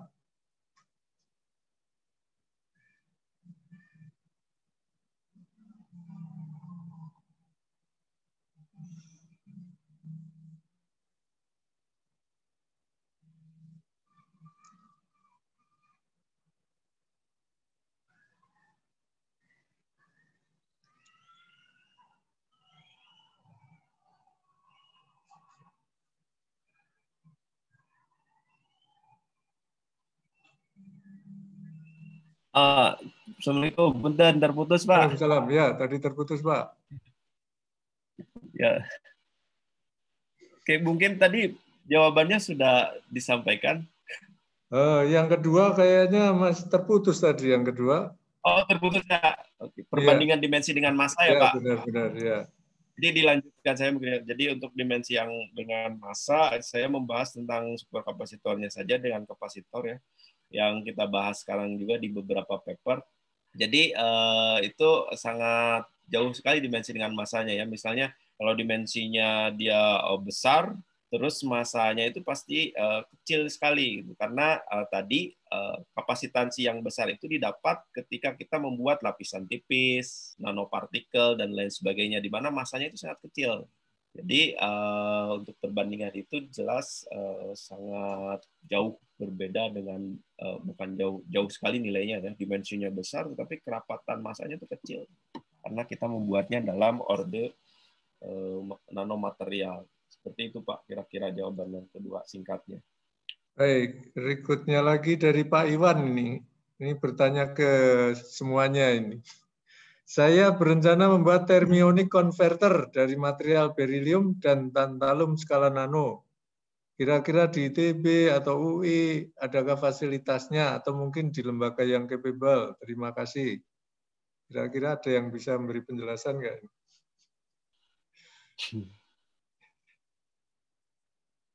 Dari Pak Iwan mungkin ada penjelasannya seperti apa, barangkali ada yang bisa nyambung-nyambung.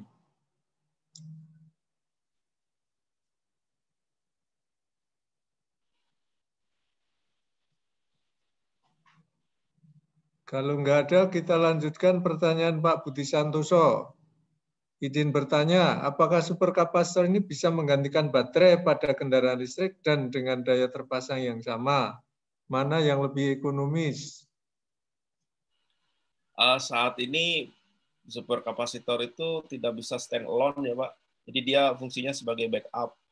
Jadi sudah dicontohkan di atas, misalnya untuk braking atau untuk starter ya di awal-awal, di mana fungsinya itu sebetulnya backup, terus dia mengeluarkan energi yang besar pada suatu waktu, ya, fungsinya seperti itu Pak. Ya, untuk backup itu sendiri, kalau dibandingkan dengan baterai yang mungkin beda potensialnya bisa dipertahankan dengan waktu yang panjang, itu superkapasitor mungkin hanya beberapa menit atau 30 menit atau sejam juga itu udah bagus gitu Pak.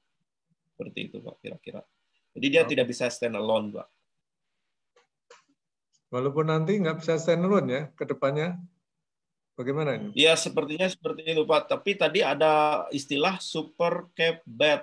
Jadi benar-benar digabungkan antara sifat baterai dan kapasitor seperti itu Pak. Walau alam. Ya, ya.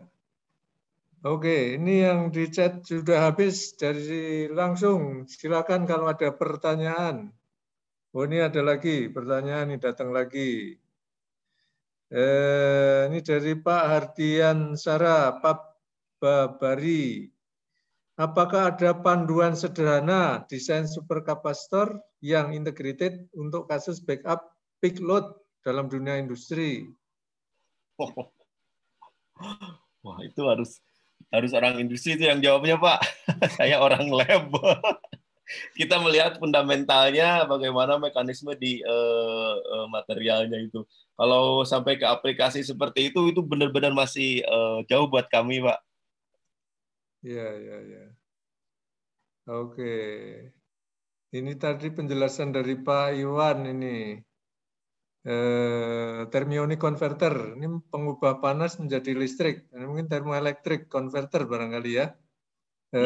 Pada temperatur tinggi di atas 1000 derajat Celcius. Karena direncanakan untuk di power plant. Nah ini nggak tahu nih yang di sini adakah yang mau merespon pembuatan termoelektrik dari bahan beryllium dan tantalum skala nano. Kalau tidak salah ini harvesting energi dari panas ya Pak? Ya betul. Termoelektrik. Kalau yang saya tahu itu teman saya itu baru mengembangkan modelnya. Jadi dia mengembangkan dari karbon nanotube gitu. Masih teoretik Pak, masih teoretik. Jadi tidak benar-benar eksperimen basah. Itu sekarang gitu. orangnya teliti, tetapi dia hitung-hitungan lah Pak. Jadi meningkatkan efisiensinya itu bagaimana caranya? Gitu. Hitung-hitungan pakai fisika komputasi, pakai komputasi dia dapat mungkin dikonfigurasikan bagaimana karbon nanotubnya dibentuk dan lain sebagainya. Baru itu yang saya ketahui untuk eksperimen basah sampai pembuatan seperti itu kurang tahu juga. Oh, belum ya yang eksperimen ini ya. Ada emailnya Pak. Oke, Pak Iwan. Ini punten Pak, ini saya baca chat juga dari Pak iya, Iwan. silakan, nggak apa-apa ini Pak. Gimana ya? Mungkin Bapak WA saya aja ya, izin menulis di sini. Oh ya, kasih nomor WA-nya Pak. Iya Pak. 85077. Ini WA saya. Nanti saya cari dulu itunya.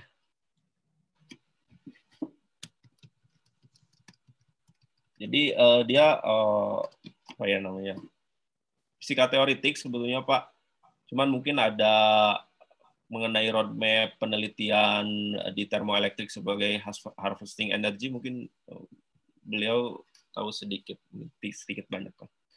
Ya, ini tadi sebelum ke pertanyaan Pak Sarjono, ini pertanyaan tadi Pak Ardian Sarah tadi. Apa bisa konsultasi lebih lanjut dengan Bapak Indra? Tuh, udah langsung dapat proyek nih terkait real kasus yang terjadi di plan kami. Konsultasi apa Pak nih? Tuh, ini dibaca Pak Indra bisa baca itu di situ. Iya dibaca. Apa bisa konsul Hardiansa? Ya ini tadi kan, ya itu kan tadi yang bertanya tadi loh. Apakah ada panduan sederhana desain superkapasitor? Gitu ya. Oh, nanti Pak Indra desain superkapasitor yang itu. integrated untuk kasus backup peak load. Oh iya dalam dunia industri. Oh, ini dapat proyek Pak Indra. Boleh Pak, kalau sekedar diskusi boleh, tapi saya bukan konsultan profesional Pak, jadi belum bisa bertanggung jawab sampai ke sana Pak. Ya kalau diskusi mengenai pengetahuan silakan bebas Pak, itu nomornya ada. Insya Allah kita berdiskusi, saya juga bisa nambah ilmu Pak. Jadi memang mungkin saya terkungkung di lab, Bapak itu praktisi di industri, itu lebih real dan permasalahannya memang lebih nyata gitu dibandingkan kami dengan di lab yang hanya melihat fundamental dan pengembangan ke depannya itu masih perlu intensif lagi. Insya Allah Pak, silakan di WA atau di email juga bisa nanti. Nah, kemudian dari Pak Sarjono, nanya Pak, bagaimana cara mengcoating MnO2? Apakah menggunakan gas atau etching? Di sini kebanyakan ini Pak, etching bisa ya. Kalau gas itu saya kurang paham untuk gas, tapi kebanyakan itu electrodeposition. Terus dia pakai di etching juga ya, mungkin di etching itu secara kalau yang saya paham dia hanya melarutkan beberapa pelarut lalu dia nempel karena akibat interaksi beberapa ini. Kalau electrodeposition kan itu misalnya dengan menggunakan elektrokimia ya, dengan menggunakan elektrokimia bahkan itu bisa membuat beberapa morfologi, misalnya dia bisa jadi nanowire gitu. Kalau dia ada template-nya dia bisa jadi berbentuk hollow atau tabular seperti tadi. Kalau gas juga mungkin misal pakai vapor deposition itu alatnya lumayan cukup ribet ya, karena di situ ada tegangan tinggi, pembentukan plasma dan lain sebagainya. Jadi saya itu membawa metode yang sederhana saja Pak dilakukan di lab kami itu dengan alat-alat yang bisa dikonstruk sendiri. Iya betul Pak, kalau pakai gas itu harus pakai tekanan tinggi ya. Makanya saya dulu pakai gas argon atau gas apa itu Pak, biar dia nutup terus gitu loh di dalamnya. Kurang keras Pak Sarjono. Oh iya bentar. Oh iya, saya dulu pernah waktu coating mangan itu menggunakan gas argon juga untuk menutup agar apa gimana? Gas argon agak berat ya, jadi gasnya itu ketutup terus di bawahnya situ. Tapi tekanannya emang tinggi sih, cukup tinggi dulu. Betul itu Pak. Iya Pak. Terima kasih Pak Indra. Ya terima kasih Pak tambahannya. Baik, ini ada pertanyaan lagi, silakan langsung disampaikan.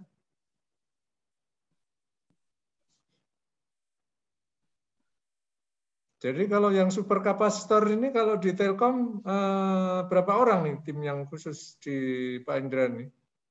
Untuk doktornya khusus di yang mengambil topik ini itu Ibu Memoria Rossi, Pak. Beliau di bukan teknik fisika, di fisika ITB di bawah bimbingan Pak Khairul Rijal dengan, kalau tidak salah, dengan Pak Mikrajudin Abdullah. Beliau juga pembimbing saya waktu dulu S1 dan S2. Jadi Bu Memoria yang memang mengambil doktornya di situ. Kalau saya sendiri, saya mendalami ini ya, mulai fokus itu di 2016 ketika postdoc, Pak. Jadi ketika postdoc, 2014 saya kembali ke Indonesia, 2016 saya postdoc 1,5 tahun ya, kita berkolaborasi dengan Hiroshima University di superkapasitor. Itu ada 2 orang berarti, dan teman-teman saya yang lainnya itu di seperti Pak Asep tadi di PSL itu ataupun di elektrospray itu mulai saya ajak juga dengan Pak Abrar, satu lagi Pak Abrar itu mulai saya ajak juga. Jadi kami sekitar berempat, Pak. Berempat ya di Telkom? Berempat, Pak. Dengan alat sekarang tuh kita baru punya cyclic voltammetry. Alatnya baru punya cyclic voltammetry saja itu, Pak. Mengenai SEM dan lain sebagainya kita keluar. Jadi masih banyak kekurangannya untuk alat. Misalnya untuk charge discharge itu kami belum punya. Untuk electrochemical impedance kami baru punya frekuensi analyzernya dengan frekuensi generatornya di situ. Untuk si potensial outset-nya sendiri dia masih lemah atau tidak memiliki respon pada frekuensi yang rendah. Kita men-swap impedansinya itu dari orde 10 mHz sampai ke 100 kilo lah, 100 kHz itu cukup. Jadi kita swab di bagian kecil, di bagian besarnya ini, di bagian frekuensi besarnya itu dia tidak merespon. Jadi ketika kita ngitung-ngitung harus kurva seperti ini, ketika diukur kurvanya melenceng di sekitar baru 10 kHz juga dia udah melenceng analisisnya. Mungkin respon dari komponennya itu kurang cepat. Jadi kami harus membuat sendiri. Jadi sekarang sedang dicoba mengganti op-amp-nya dengan bandwidth produk yang lebih besar respon frekuensinya. Kalau roadmap-nya sampai jauh mana nih, Pak? Kalau roadmap-nya, kalau di Telkom itu untuk sekarang 1 tahun, 2 tahun ke depan atau 3 tahun ke depan itu kita sedang mengembangkan dari bahan alami, Pak. Mengambil bahan alaminya itu pertama kita lihat apakah bisa diambil benar-benar mangan dari beberapa tumbuhan yang memang kandungan mangannya bisa diekstrak gitu. Ternyata itu hanya menghasilkan sekitar 1 farad per gram, Pak, kemarin tuh. Itu roadmap-nya kita cenderung ke bahan-bahan alami gitu. Nah, kita putar sekarang. Jadi si bahan yang ada di herbal itu kita jadikan untuk mensintesis nanopartikel. Si bahan di herbal itu sehingga dia seperti bersifat capping lah, jadi membatasi pertumbuhan dari partikel tersebut sehingga dia tidak membesar jadi bulk. Dibaliknya 1-3 tahun ke depan seperti itu. Kalau lebih jauhnya kami ingin membuat device sebetulnya, Pak. Memang belum sempat. Ya. Ini mau ada yang bertanya langsung nih, Pak Ardian Sarah tadi yang mau konsultasi ke Pak Indra nih. Silakan Pak Ardian Sarah. Baik Pak Indra Laksono. Terima kasih ya, Pak Laksono atas kesempatannya. Kebetulan di perusahaan kami Pak ada studi kasus yang muncul gitu ya Pak terkait piklot di dunia industri gitu ya. Jadi kami kan kebetulan ngebentuk tim yang mengerjakan di bagian power plant gitu ya Pak ya. Nah, cuman ada dalam 1-2 kasus di power plant kami, dan ini mungkin sangat banyak terjadi di industri-industri yang energinya nggak stabil ya, kelistrikan yang nggak stabil itu, saya sempat terbesit bahwasannya perlu dikembangkan implementasi superkapasitor yang mungkin kalau di luar sana udah terintegrasi gitu ya Pak. Yeah. Di Indonesia ini banyak critical point yang sebenarnya permasalahannya bisa diselesaikan di sama superkapasitor. Cuman secara teoretikal saya kurang. Cuman secara konseptual sepertinya sangat memungkinkan gitu ya Pak, karena ada real kejadian kita nggak mungkin berinvestasi dengan nambahin katakanlah gas turbin gitu ya. Kejadian hanya 4 menit, tapi peak load current yang terjadi itu tinggi banget Pak dari rapid tersebut. Bisa nggak ke depan, misalnya Pak Indra saya ajak konsultasi untuk real implementasi gitu Pak, dengan ini. Bisa Pak. Insya Allah saya terbuka. Insya Allah terbuka. Ini juga kesempatan bagi saya untuk bisa mendalami keadaan real di industri, Pak. Mungkin kita bisa bersama-sama mencari solusinya, Pak. Ya, Pak. Ya, nanti untuk masalahnya, untuk masalahnya sendiri. Oh, oke. Untuk masalahnya sendiri saya kurang paham itu Pak, karena tidak tahu medan dan tidak tahu permasalahan. Jadi kalau membayang-bayangkan saya agak kurang. Ya Pak. Ya, ini yang pertanyaan di chat sudah dijawab belum ini Pak? Oh ini Pak Hildiansyah, beda. Soalnya namanya mirip soalnya. Tadi Pak Ardiansara, ini Pak Hildiansyah yang bertanya ini. Pak Hildiansyah bertanya ini. Saya ada pertanyaan Pak Indra. Satu, industri atau sektor bisnis mana saja yang saat ini banyak menggunakan superkapasitor? Ini barangkali walaupun Pak Indra di sekolah saja, tapi mungkin bisa menjawab dari bacaan-bacaan. Industri atau sektor bisnis mana saja yang saat ini banyak menggunakan superkapasitor?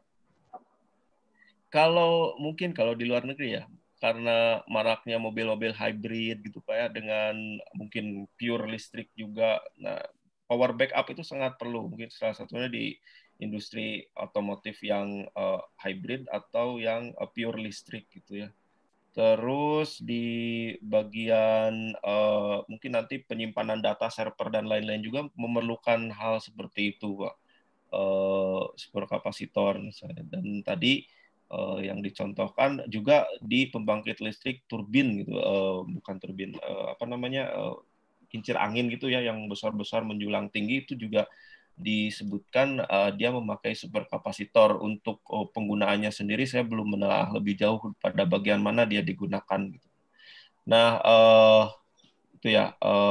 Terus juga di bidang pertahanan mungkin lebih ini juga ya, lebih prospektif juga, karena ada kemungkinan kita bisa membuat senjata yang dengan menggunakan prinsip elektromagnetik, pelontar elektromagnetik ya. Mungkin pengembangannya lebih jauh juga, karena pada satu saat dia harus mengeluarkan energi yang tinggi, juga harus cepat diisi lagi gitu.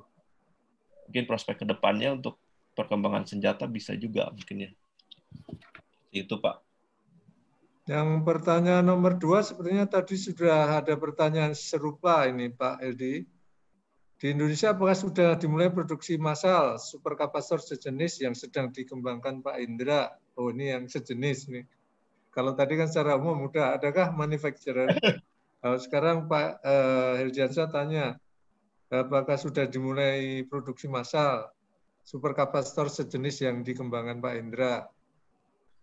Saya kurang update Pak, nggak tahu gimana ya jawabnya. Jadi ketertarikan saya itu mungkin karena ingin melihat secara fundamentalnya ya, walaupun kami juga harus terus banyak belajar, dan sekarang itu juga sedang mencari jawaban. Kita itu mendapatkan nilai yang sangat besar sekali di 8.000 farad per gram gitu. Tapi kami belum tahu mekanismenya, karena secara teoretik itu hanya 1.350 farad per gram untuk bahan mangan saja, homostruktur, jadi satu bahan mangan saja. Jadi paper kami yang ketiga ini, keempat ini tertahan di situ. Nah, jawabannya mungkin di paper yang sedang kami tulis sekarang. Jadi ada pengaruh tipisnya bahan itu, sehingga substrat yang di bawahnya juga berpengaruh. Kami sedang melihat itu, sekarang sedang ditulis data-datanya, udah ada, memang ada signifikansi untuk masalah substrat itu. Jadi itu awal saya melihat superkapasitor itu adalah curiosity, kenapa kok bisa gitu. Nah, untuk produksi kesananya itu mungkin harus update gaul gitu dan lain sebagainya. Saya kurang tahu Pak itu untuk apakah udah ada yang dibuat dan lain sebagainya. Saya sendiri ingin membuat device lalu seperti tadi menyalakan LED ataupun memutar motor gitu. Nah, itu belum saya lakukan. Betul nggak gitu bisa secara perhitungan bukan perhitungan, pengukuran dia memiliki kapasitansi itu, lalu realnya apakah bisa menyalakan itu ya. Karena di lapangan misalnya kita serikan beberapa buah kapasitor, bisa jadi di situ ada loss kapasitif atau loss kontak dan lain sebagainya karena ada resistansi antar kontak dari elektroda itu. Bisa jadi seperti itu kekurangannya di lapangan itu Pak. Ya. Jadi kita memang benar-benar melihat ke dalam materialnya. Jadi belum si material itu dijadikan device yang benar-benar siap pakai. Tapi ada kemungkinan dia memiliki potensi. Seperti itu, Pak. Baik, berikutnya ada pertanyaan muncul ini dari Pak Iksan. Pak, izin bertanya. 1. Apakah ada karakteristik pengisian pengosongan superkapasitor ini? 2. Bagaimana mengetahui superkapasitor ini sudah lemah atau rusak? Apa ada indikasinya? Ya, untuk karakteristik pengisian dan pengosongan kita bisa lihat tadi di kurva charge discharge ya Pak. Untuk superkapasitor itu charge-nya itu dia lebih curam ya. Artinya waktunya cepat gitu. Jadi kalau charge discharge itu ya pada sumbu Y-nya itu potensial, pada sumbu X-nya itu waktu. Jadi kalau dia kemiringannya lebih curam dengan gradien positif, artinya di situ dia charge-nya itu lebih cepat, bisa lebih cepat. Dibandingkan dengan discharge-nya. Discharge-nya itu dia cenderung landai, tadi kita bisa lihat. Discharge-nya itu cenderung landai, artinya apa? Artinya dia bisa tahan lama. Gitu. Bisa mungkin sampai 5 menit, ya bisa sampai 30 menit, tadi bahkan didemonstrasi sampai 1 jam. 1 jam itu masih nyala walaupun kecil. Jadi karakteristiknya kalau dilihat dari kurva charge discharge ya seperti itu, linear, lalu charge-nya cepat, discharge-nya itu dia agak lambat sedikit. Ya. Itu kalau superkapasitor ya. Tetapi tidak lambat seperti halnya baterai. Kalau baterai kan dia jadi mendatar gitu, tiba-tiba drop gitu. Kalau superkapasitor discharge-nya itu linear tapi landai. Seperti itu. Nah, adapun untuk satu lagi cirinya itu kalau dia memiliki maksimum voltage ya. Jadi voltage maksimum di mana kalau melebihi itu dia terjadi breakdown di electrical breakdown gitu. Jadi ada sebuah tegangan di mana yang tadinya dia tidak konduktif menjadi konduktif gitu. Itu electrical breakdown. Misalnya untuk udara dia 3 kV per centimeter ya untuk udara. Dan untuk elektrolit kalau cairannya itu elektrolit dia sekitar 1 volt ya untuk elektrolit. Ion garam ya, elektrolit ion garam. Kalau misalnya dalam bentuk polimer dia bisa lebih tinggi ya, untuk kapasitor itu. Jadi nanti karakteristik charge discharge-nya itu dilihat juga dari tegangan maksimum yang dapat dia toleransi untuk si elektrolitnya itu. Mungkin seperti itu, Pak. Terus bagaimana mengetahui superkapasitor yang udah lemah atau rusak? Ya secara gampang mungkin dilihat dari nominalnya ya.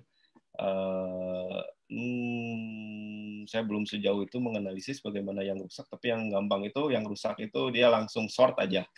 Itu yang rusak kan ya. Kalau yang sudah melemah ya berarti dilihat dari karakteristiknya. Kalau misalnya discharge-nya sekian menit, maka dia akan berkurang dari spesifikasi awal. Itu yang udah melemah. Kalau yang udah rusak mungkin short gitu. Secara kelistrikan seperti itu, Pak. Oke, ini sudah nggak ada lagi pertanyaan di sini. Tapi waktunya masih lumayan, Pak. Kita manfaatkan ya, sampai 17.30. Dihabiskan ya, Pak? Dihabiskan. Kalau berarti alat uji baterai sama kapasitor ini sama ya Pak ya kelihatannya? Hampir sama, Pak. Ya, hampir sama karena pada prinsipnya kita melihat sifat elektroda itu, Pak. Melihat sifat dari satu elektroda. Jadi kita tidak tahu ini elektroda bersifat baterai atau kapasitif gitu ya.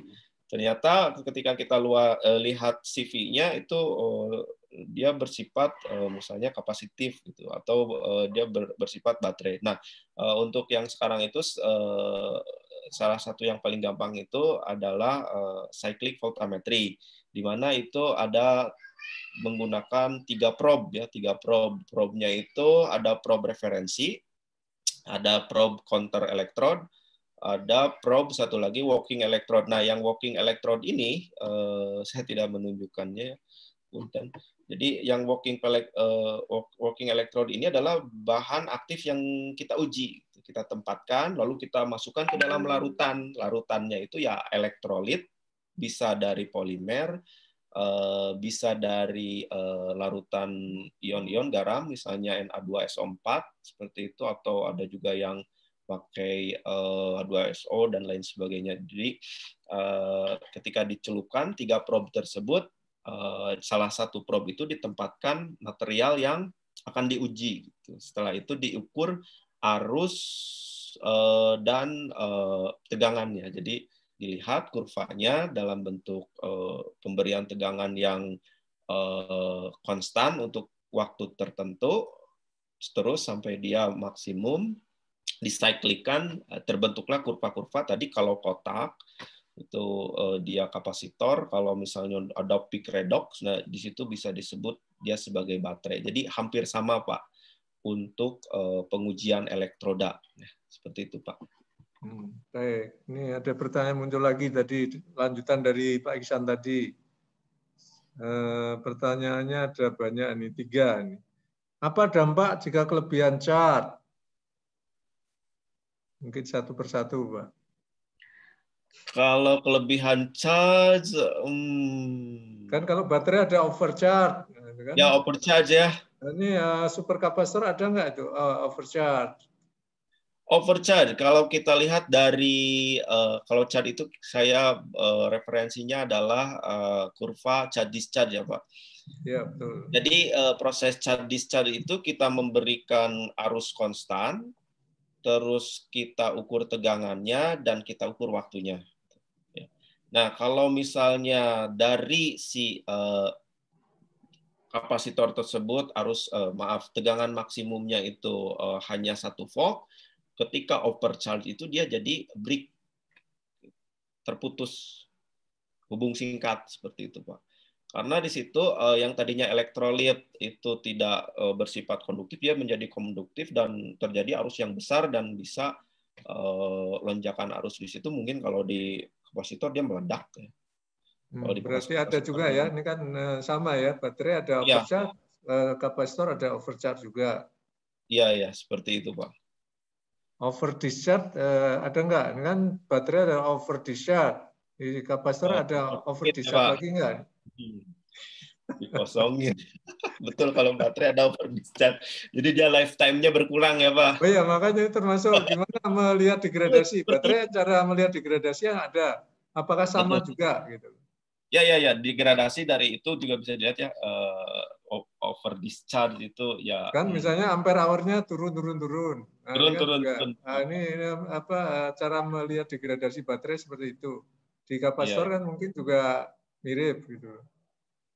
Sepertinya mirip Pak.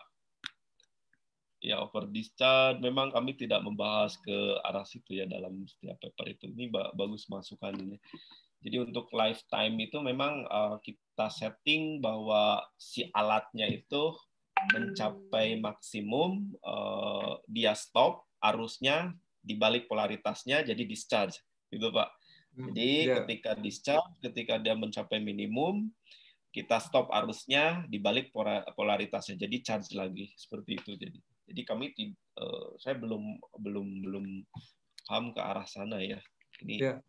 Itu kaitannya ada umurnya, jadi itu life cycle-nya. Ya, lifetime ya Pak, ke lifetime. Ya, di kapasitor juga ada life cycle ya. Ada lifetime Pak, tapi ini lebih panjang ya. Oh iya, tadi ada ya di slide pertama tadi.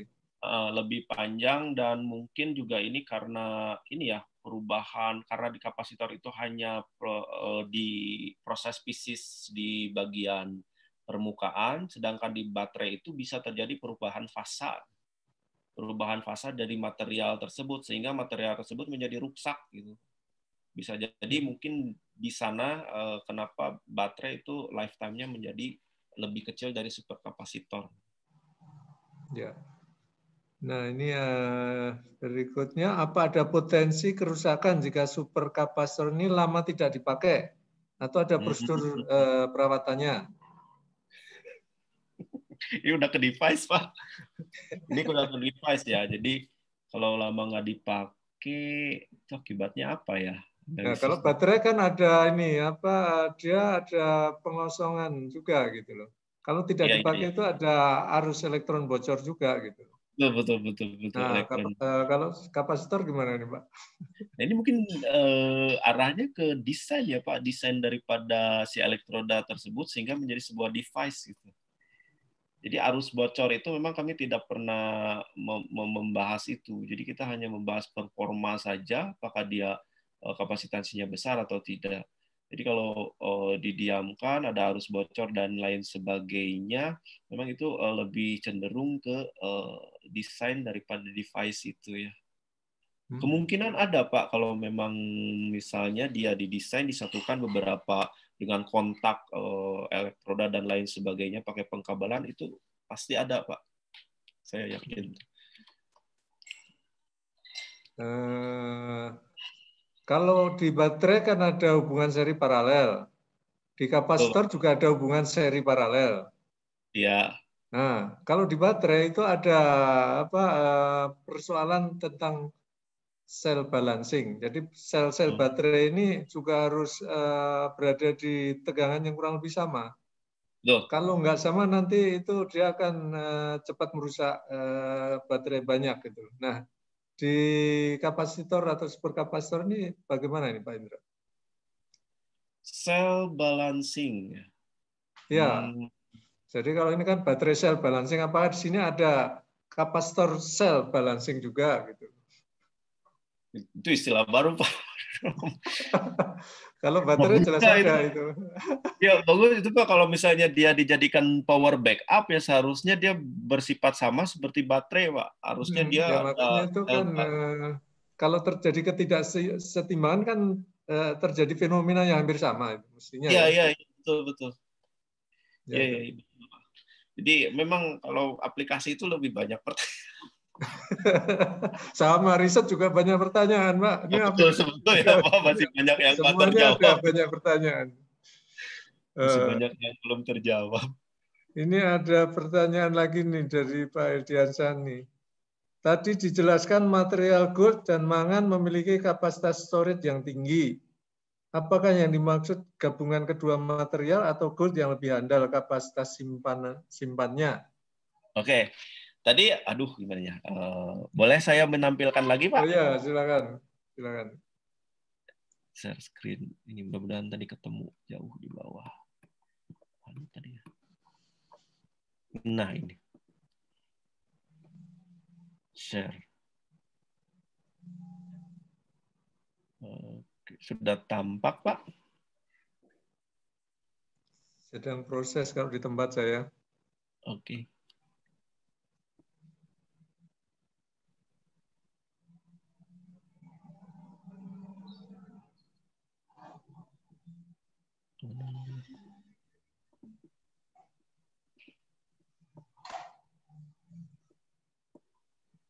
Sudah ada, Pak? Masih belum nih, Pak. Belum ya? Bentar. Ya, proses kelihatan apa, Indra? Iya nih, masih proses.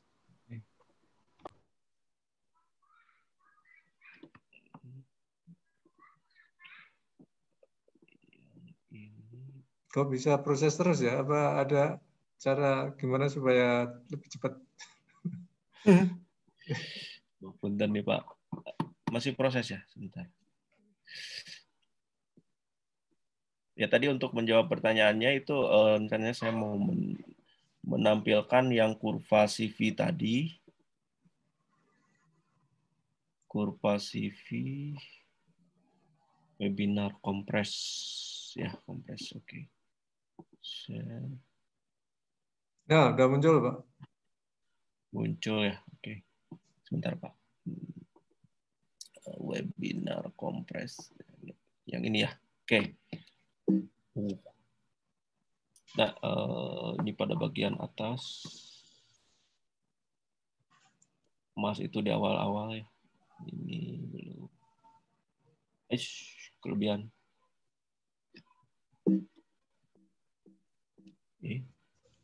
Nah ini, jadi tadi pertanyaannya apakah gabungan atau hanya emas saja yang bagus? Nah di sini dijawab dari kurva CV ini ya. Dari kurva CV kita lihat bare NPG ya, jadi nano poros gold di sini dia berwarna oranye, paling bawah sekali, tipis sekali. Nah ini artinya kapasitansinya sangat kecil kalau kita hanya menggunakan hanya emas saja. Sedangkan jika kita menggunakan MNO ya ditempelkan, maka ini divariasikan waktunya yang 20 menit lebih besar yang bagian warna merah ini. Jadi dia lebih besar kapasitansinya. Jadi kapasitansi di sini diukur ya dengan numerical method biasa dengan menggunakan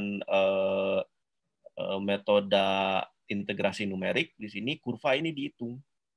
Kurva yang ini itu. Jadi kalau luas kurva di sini, luas daerah dibatasi oleh kurva ini besar, maka ininya besar, kapasitansinya besar. Nah, ini yang NPG dengan MNO besar dibandingkan dengan hanya emas saja. Itu Pak kira-kira jawaban. Baik, Pak Heldi udah terjawab atau masih akan bertanya lagi, Pak? Cukup, Pak. Terima kasih, cukup jelas, Pak. 5 menit. Ini kan. Ya, Pak.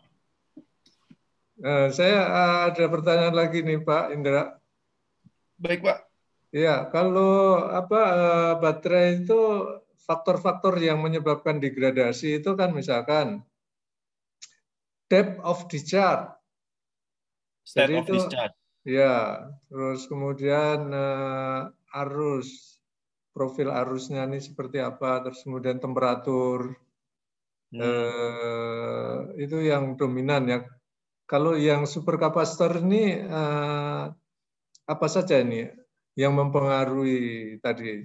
Walaupun tadi kan disebutkan kalau life cycle-nya itu jauh sekali bedanya ya. Kalau baterai mungkin cuman 1000-an. Nah, kalau 1000 cycle atau 3 tahun itu udah lumayan, 1000-2000 cycle. Sedangkan yang superkapasitor kan tadi sangat banyak ininya angkanya gitu.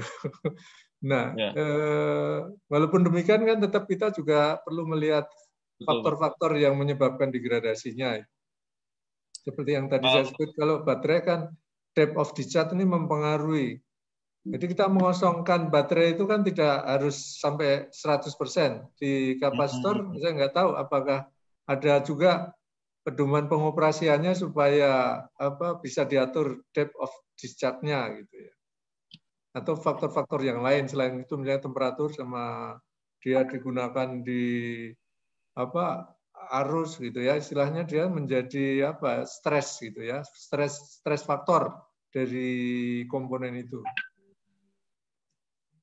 Stres faktor ya Pak. Jadi kalau mungkin saya sedikit menganalisis kalau dilihat dari pengujian cycle seperti yang digambarkan di sini. Kita lihat data yang paling terakhir itu.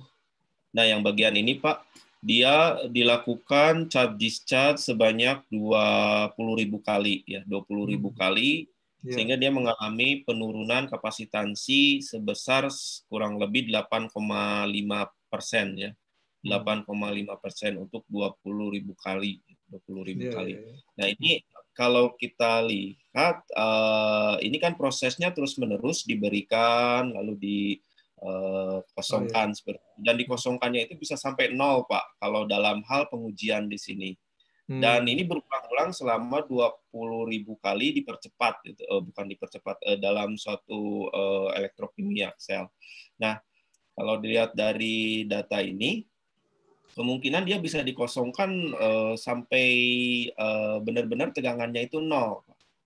Bisa dikosongkan sampai benar-benar tegangannya itu 0 dan bisa diisi sesuai dengan ya tadi tegangan limit atasnya. Adapun untuk degradasinya kenapa sampai 91,5? itu biasanya para peneliti itu melihat kestabilan mekanik dan kestabilan kimia, terutama kestabilan kimia ya. Di mana kalau misalnya elektrodanya itu bisa larut, elektrodanya itu bahannya bisa larut ke dalam elektrolit, maka performansinya itu akan menurun. Beberapa peneliti dalam papernya menyebutkan seperti itu, Pak. Jadi untuk batasan apakah boleh dia sampai 0, itu secara pengujian kita memang melakukannya sampai dia kosong. Gitu. Kita melakukannya sampai dia kosong, sampai berkali-kali, sampai 20.000 kali, dan bahkan mungkin yang sekarang itu karena kebanyakan ini pengalaman, ketika kita melakukan hanya sampai 5.000 kali, itu dikritik, ini cycle-nya kurang banyak katanya. Coba kalian tambah cycle-nya di 100.000, misalnya seperti itu, Pak. Jadi para reviewer itu inginnya cycle-nya lebih banyak, dilihat degradasinya. Jadi mungkin itu yang hanya bisa saya analisis dari data ini, Pak. Kemungkinan kita bisa. Kalau cara ininya gimana, Mas? Supaya bisa mencapai ratusan ribu cycle tadi itu gimana caranya? Caranya itu berapa lama gitu loh? Ini apakah bisa kalau pengalaman cepat? Iya. Pengalaman saya untuk elektroda yang sekitar di atas 2.000 itu bisa sampai 8 hari, Pak. Non-stop. 8 hari non-stop. Itu 5.000 cycle. Oh, 5.000 cycle. Jadi kalau 200.000 berapa hari, Pak? 100.000 ya, mungkin kalau linier tinggal dikalikan saja, Pak. Iya, makanya jadi apa? 8 hari itu, Pak, sampai dia bocor masuk ke bagian dalamnya, jadi kacau, terputus di tengah kurvanya, jadi kacau balau karena ada elektrolit masuk ke dalam ini kabel. Jadi seperti itu dulu, Pak. Oke. Baik, ini waktunya 17.30, tepat ini, Pak. Ya, Pak. Sekali lagi terima kasih Pak Indra yang sudah bisa memberikan penjelasan tentang superkapasitor. Banyak bahan yang disampaikan, tadi pertanyaan juga lumayan banyak. Dari industri tadi Pak siapa tadi udah lift tadi udah mau konsultasi sama Pak Indra, yang mudah-mudahan bisa lanjut terus itu, Pak. Ya, Pak, mudah-mudahan jadi kolaborator ini kita. Oke, terima kasih Pak Heldi Aja yang sudah menyampaikan testimoninya sore hari ini. Terima kasih ibu-ibu dan bapak-bapak yang masih bergabung sampai sekarang ini. Kita akhiri acara sore hari ini. Mohon maaf kalau ada yang kurang berkenan. Kita sambung lagi acara kita besok sore sebagai pengganti kemarin. Kita ganti ke Kamis sore untuk minggu ini. Minggu depan rutin Selasa Rabu lagi. Terima kasih. Selamat sore. Wassalamualaikum warahmatullahi wabarakatuh. Waalaikumsalam warahmatullahi wabarakatuh. Pak Heldi, mari. Assalamualaikum.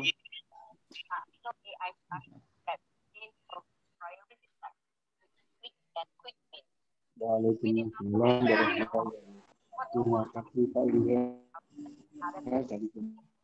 Terima kasih Pak.